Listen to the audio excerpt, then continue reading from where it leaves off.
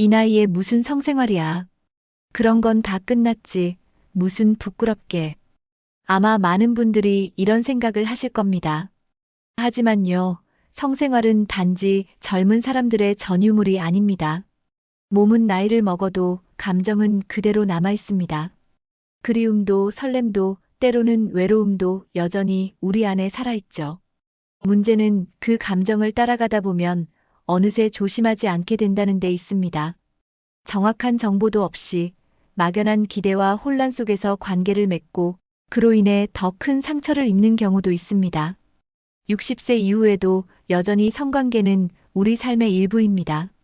다만 이전보다 더 세심하게, 더 조심스럽게 접근해야만 하는 부분이기도 하죠. 부끄럽기보다는 당당하게, 외면하기보다는 제대로 아는 것.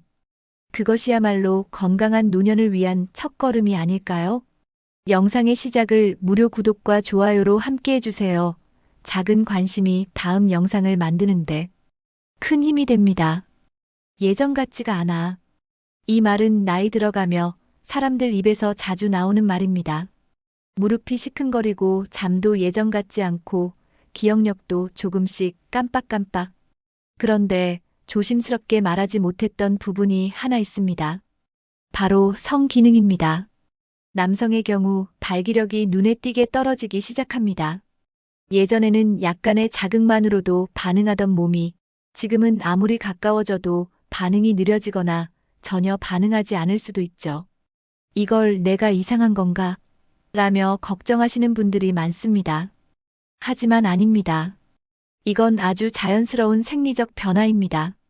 발기에는 혈액의 흐름이 결정적인 역할을 합니다. 심장이 약해지고 혈관이 탄력을 잃으면 당연히 혈류도 줄어듭니다. 고혈압, 당뇨, 고지혈증 같은 병이 있다면 이 현상은 더욱 두드러지죠. 심지어 복용하는 약물의 부작용으로 발기력이 떨어지기도 합니다. 그래서 치료가 필요한 질병일 수도 있고 약물 조절로 충분히 개선 가능한 문제이기도 합니다.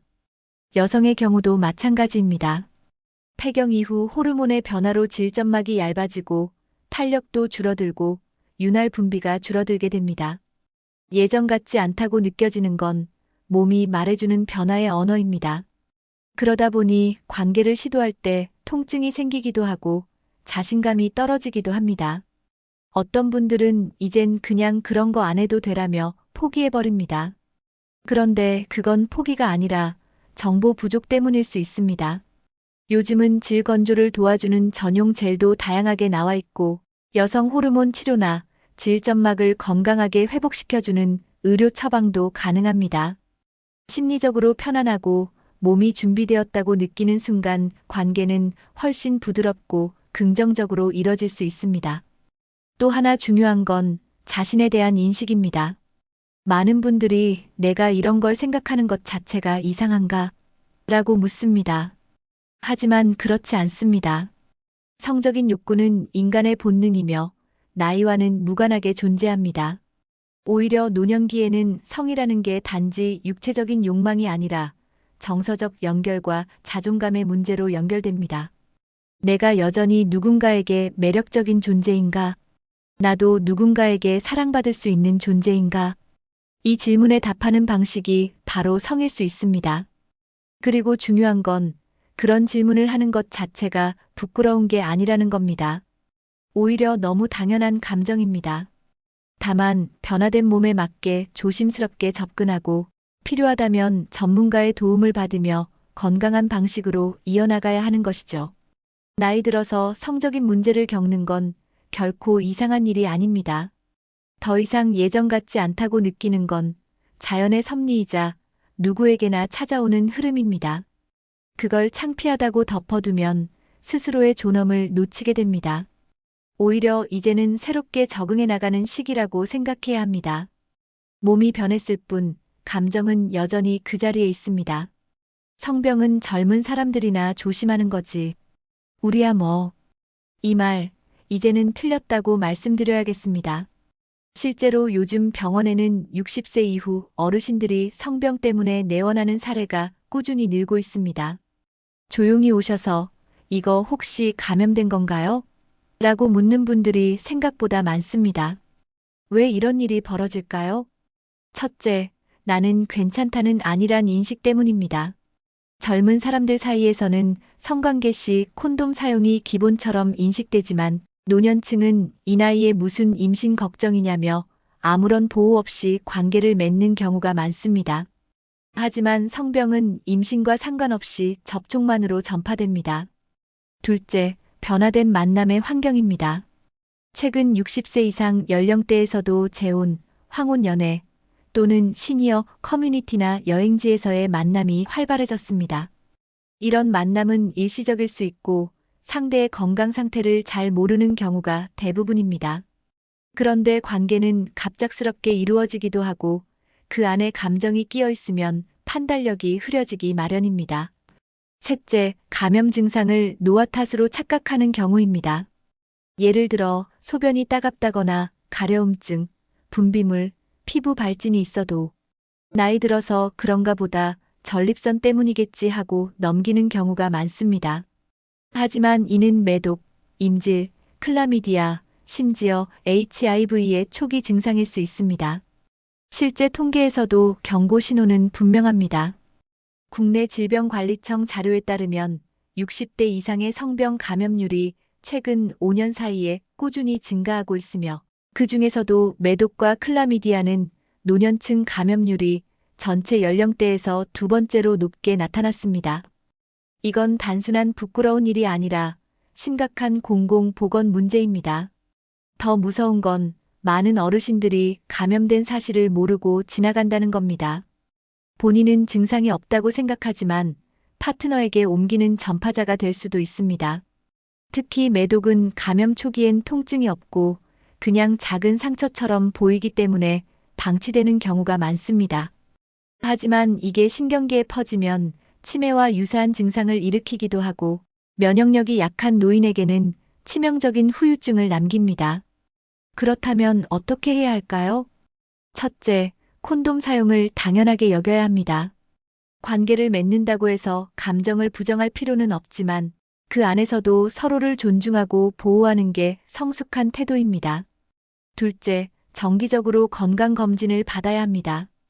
요즘은 STD 성병 패키지 검사가 익명으로 가능하고 피 한 방울로 여러 감염 여부를 확인할 수 있는 간단한 검사도 많습니다.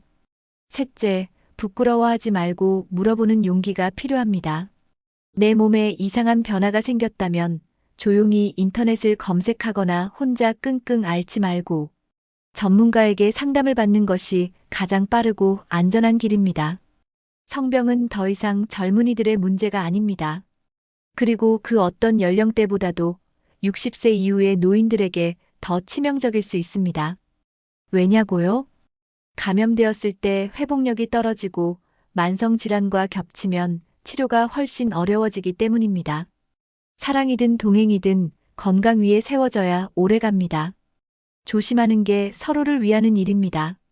늦게 만났다면 더 오랫동안 건강하게 함께할 수 있어야 하지 않겠어요? 3부 60세 이후 관계의 독특한 패턴. 그냥 좋다고 해서 만났는데 자꾸 부담을 주네요. 나는 그 사람을 믿었는데 어느 순간부터 연락이 뚝 끊겼어요. 관계는 나이가 들었다고 해서 더 성숙해지지는 않습니다. 오히려 경험이 많을수록 말로는 잘 포장하지만 진심은 숨겨버리는 사람이 많아집니다. 60세 이후의 관계에는 독특한 패턴이 있습니다. 젊은 시절처럼 단순히 좋아서 시작하기보다는 외로움이나 상실감이 그 빈자리를 채우는 경우가 많습니다. 배우자를 먼저 떠나보낸 뒤 찾아오는 고독, 자녀들이 모두 떠난 뒤 남겨진 일상, 누군가의 따뜻한 말 한마디에 마음이 쉽게 움직일 수밖에 없는 이유입니다. 그런데 문제는 이 감정을 이용하려는 사람들이 분명히 존재한다는 겁니다. 같이 여행 다니자. 우리 외롭지 않게 살자. 이렇게 접근해놓고는 관계가 깊어지자 갑자기 돈을 요구하거나 집을 공동 명의로 하자고 하거나 병원에 갈 때 동행해주며 가족처럼 행동하는 경우도 있습니다. 그리고 나중에 돌연 사라지는 경우가 적지 않습니다. 혹은 이런 경우도 있습니다. 관계를 맺었지만 정작 마음은 오지 않은 사람. 몸은 가까웠지만 감정은 들리지 않았던 사람. 그럴 때 많은 분들이 말합니다. 그 사람은 진심이 아니었던 것 같아요. 하지만 그건 이미 관계가 이뤄진 후에야 깨닫게 되는 경우가 많죠. 존중 없는 관계는 관계 자체보다도 더 깊은 상처를 남깁니다.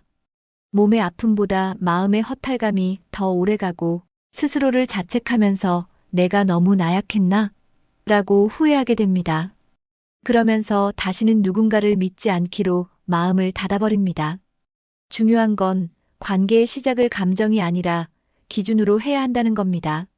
좋아하는 감정은 시간이 지나면 변할 수 있지만 상대를 판단할 수 있는 기준은 처음부터 갖추고 있어야 합니다. 예를 들어 이런 기준이 필요합니다. 너무 빨리 다가오는 사람은 의심해 볼 것. 돈 이야기, 재산 이야기부터 꺼내는 사람은 조심할 것. 우린 나이도 있고 감정도 빨라야 하지 않겠냐는 말에 휘둘리지 않을 것. 몸의 관계를 서두르지 않고 충분한 대화가 먼저인 사람을 선택할 것. 또한 거절하는 법을 배워야 합니다. 상대가 싫지 않더라도 내가 준비되지 않았다면 아직은 좀 더 생각하고 싶어요라고 말할 수 있어야 합니다. 그걸 불편하게 여기는 사람이라면 그 사람은 처음부터 당신을 존중하지 않은 겁니다. 우리는 나이 들어서 관계를 맺을 때 너무 외로움만 바라보는 경향이 있습니다. 지금 아니면 또 언제 기회가 있겠어. 하지만 기회는 혼자 기다리지 않습니다. 진짜 좋은 인연은 조급하게 다가오지 않습니다. 천천히 배려하며 신뢰를 쌓는 사람이 결국 남게 됩니다. 몸도 마음도 모두 건강하려면 상대가 나를 얼마나 존중하는가를 기준으로 관계를 만들어야 합니다. 사람은 나이를 먹어도 사랑받고 싶은 마음만은 그대로입니다. 누군가를 그리워하고 손을 잡고 싶은 마음, 함께 밥 먹고 눈을 마주치는 따뜻함은 절대 나이로 사라지지 않습니다. 중요한 건 감정을 부정하지 않는 겁니다. 그리고 그 감정이 나를 해치지 않도록 지키는 법을 배우는 겁니다. 성은 부끄러운 게 아닙니다. 오히려 제대로 알고 나답게 지켜낼 수 있다면 그건 누구보다 당당한 삶의 증거입니다. 이제는 조심한다고 욕먹을 나이도 아닙니다. 당신의 감정도 몸도 삶도 모두 존중받아야 할 가치가 있습니다. 오늘 이야기 어떠셨나요? 영상을 보며 느꼈던 감정을 댓글에 적어주세요. 좋은 영상으로 보답하겠습니다.